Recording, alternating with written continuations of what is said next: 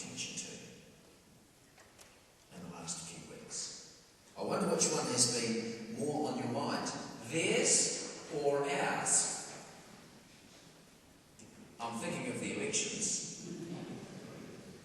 We have the happy little coincidence of being quite close to each other this time round. It happens from time to time, I guess. I can't remember when it last happened, probably before I was eligible to vote. Young whippersnapper that I am. Obama seemed to be taking the lead, and John was struggling a bit, especially with his maverick running mate. Who knows how it's going to play out just yet. As for us, John seems to be taking the lead, but Helen is snapping at his heels, and who knows how it will play out. I wonder if you have been struck, as I have been, by the exceptionally clever billboards from one of the parties. Very, very clever. Not naming names, but there is a sort of slightly greenish hue to the ones I'm thinking of. They have used images combined with a very clever and pithy little slogan to very effectively convey their message. Quite clever. It makes me think about some ideas that I have been mulling for billboards that make people think, and rather than ones that are shouting out the same old message type of thing, but ones that sort of are a bit subversive and get under the radar, and how we could do something along those lines just out here on Madras Street with some. I'm not advocating that we get the Green Party to put billboards up outside the church. That's not what I'm suggesting at all. But I reckon we can do something along those lines, something that's a bit subversive and thoughtful. Those clever billboards, "Vote for me," have needled me to ask, how would Jesus vote? How would Jesus vote? One other time I mentioned that I would not dream of telling people from the pulpit which way to vote, and I'm not about to do that today either. It would be fair to say that I do have a bit of a bee in my bonnet about this matter though, and I hope I can spit it out without causing too much distress or bother, because I notice at this time of the year, as no doubt you notice, that what we get are Christian leaders making reference to the election and stating what they want to see in parties that they might vote for, and what they will not accept from parties or candidates and so on. And some Christian leaders are exceptionally overt in giving out what amounts to a voter's guide for their followers. They name names, and they give direction and instruction, and the faithful followers duly follow the instructions. Not sure if I'll manage to get away with that angle today or not. Probably not. Anyway, here is my wish list for the election. What I want is very simple. I want less taxes, and I want more social services, and I want my own personal health and fitness trainer, one that actually does the fitness training for you, one of those modern ones. I really can't be bothered with all that myself. And those are on my political shortlist. Pay less and get more, and no policies that I object to because of my faith. It's nice and easy, really, isn't it?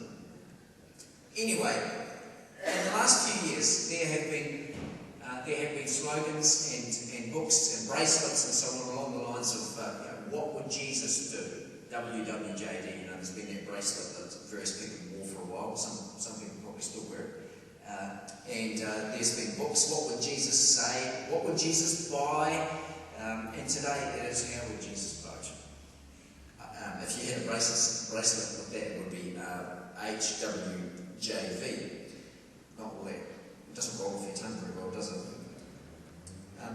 A lot of the pronouncements we have become used to hearing from church leaders at this time of the political cycle, they tend to hover around about three specific subjects: family values, abortion, and sexuality.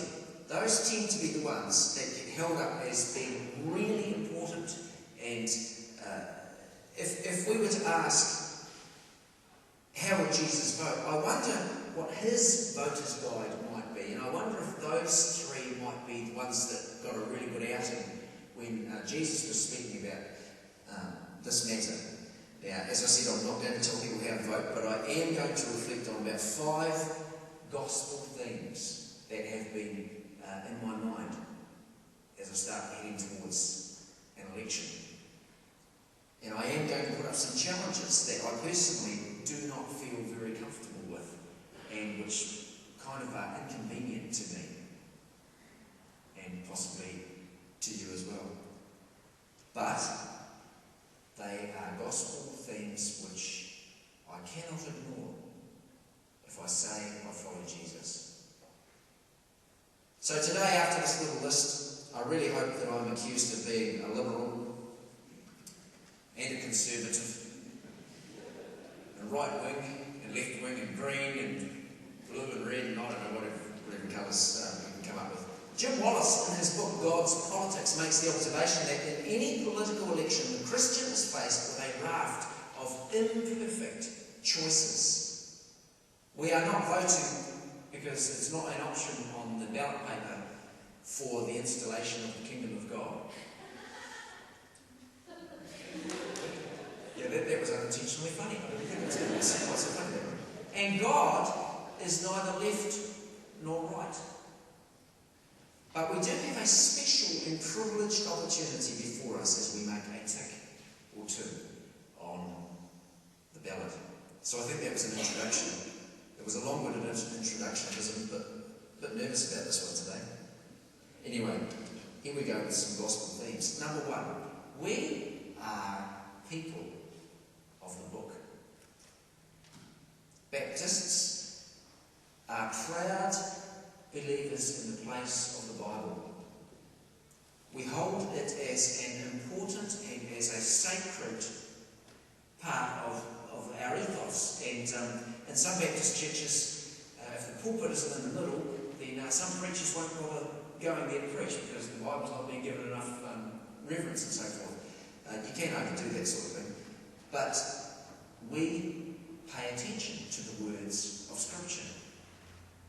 So the first thing that we notice as we go to vote is the massive weighting in the Bible of God's inclination for the poor and the oppressed of this world. Various numbers are given, but to say that there are at least 2,000 verses or references along those lines, God's concern for the poor, would be to help us get the picture and give the right impression. God is for the poor. I have come to bring good news to the poor, Jesus says. Respite for the oppressed, the recovery of sight to the blind. If it is that big to God, then I better pay attention to the politically powerful and to their treatment of the poor.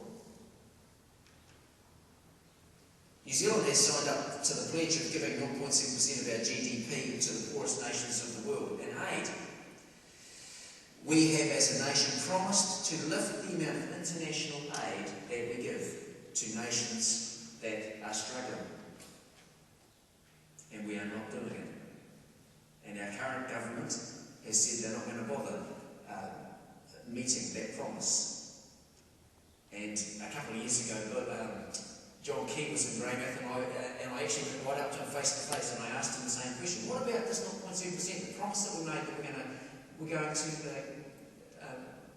give that money to the poor nations of the world? If nationals in power, are you going to proceed with that? And he, like Helen, was quite straight up with me and said, no, we're not going to do it. Interesting little piece of background information. At home, there is a poverty line in New Zealand, and the number of people falling under the wrong side of it is growing. So what are those we think about placing our confidence in doing for the poor and for the oppressed, that group who are so close to the heart of God? Deuteronomy 10:18, he defends the cause of the fatherless and the Psalm 146, he sustains the cause of the fatherless and the widow. James chapter 1 verse 27, what God the Father considers to be pure and genuine religion is this, to take care of orphans and widows in their suffering and to keep oneself from being corrupted by the world. How we treat those who are the poor of our society can be a terrible and telling indicator as to how close or far from God's heartbeat we are. The second gospel thread that we might have in mind as we ask how would Jesus vote is the one about the place of war. We read in the prophets about the beating of swords into plowshares, an instrument for war into an instrument for peace. Both Isaiah and Micah speak in this very way. Listen to Isaiah chapter 2 and the first few verses. Here is the message which God gave to Isaiah, son of Amos, about Judah and Jerusalem. In days to come, the mountain where the temple stands will be the highest one of all, towering above the hills. Many nations will come streaming to it, and their people will say, let us go up to the hill of the Lord, to the temple of Israel's God. He will teach us what he wants us to do. We will walk in the paths he has chosen. For the Lord's teaching comes from Jerusalem. From Zion he speaks to his people. He will settle disputes among great nations. They will hammer their swords into ploughs and their spears into pruning knives. Nations will never again go to war, never prepare for battle again. Now, descendants of Jacob, let us walk in the light which the Lord gives us. Conflict in this world is inevitable. A pacifist as a Prime Minister is unrealistic. But into this imperfect situation as we go to vote, this mixture of motives and values that we are reflecting on, we can make a choice around who is less likely to inflict death upon others because of war. A choice about who will align themselves with warmongers. A choice about who would be prepared to work for peaceful solutions in tricky situations. So far, this might sound a bit left-wing. You might have a pinko as a minister. But the third gospel theme today is often found at home in a right of centre argument, and we cannot avoid discussing it. It is being pro-life. To choose for life, a constant biblical theme, means that I want to see some compassion for life in my political representative. So, big picture would be global poverty issues that see 30,000 children dying each day from preventable causes as a pro-life issue. Genocide in Darfur is a pro-life issue. Consistency of healthcare in New Zealand is a pro-life issue. And yes, abortion is a pro-life issue. What are my representatives going to say about these vital issues?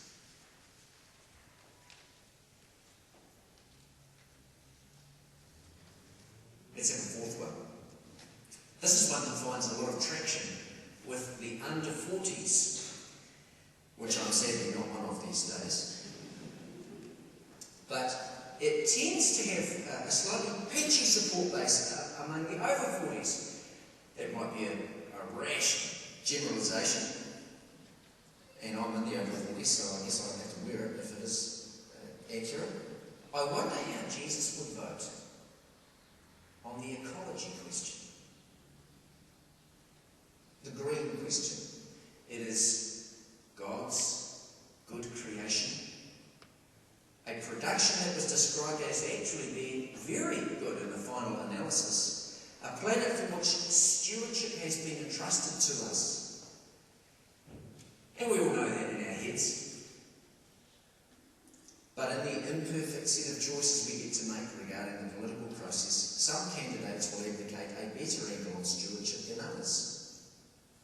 Renewable energy, climate change, the extravagant use of resources, it is a minefield.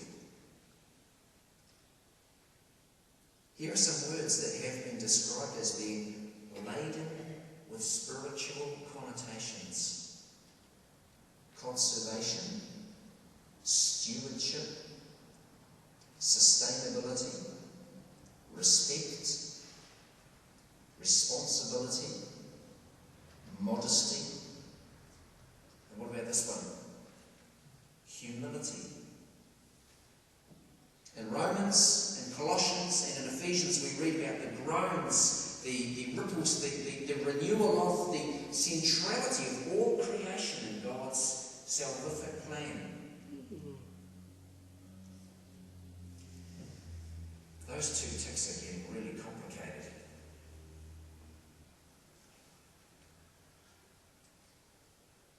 I think I can squeeze in one last thread in case I've overstepped the mark too much today. So we finish with I think, a safe one. Family.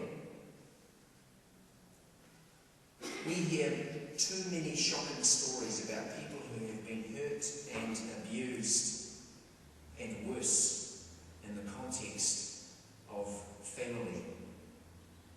There are a few things we might say about this. The model and the priorities our leaders give us might be one that we examine as we vote. What are the values that seem to permeate the way they conduct themselves? What are the values that seem to resource the policies that they create? Is there any hint of restraint in the approach they advocate towards sexual behaviour?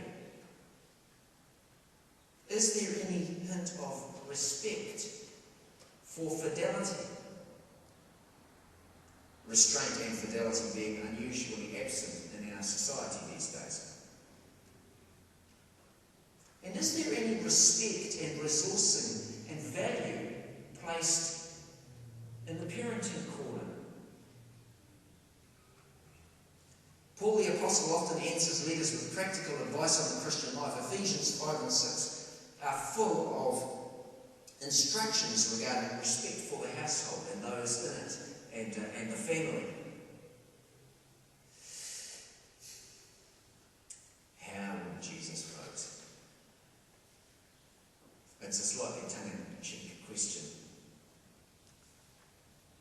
But the economy, the housing markets, the balance of trade, saving ourselves from a recession, they are but part of the picture.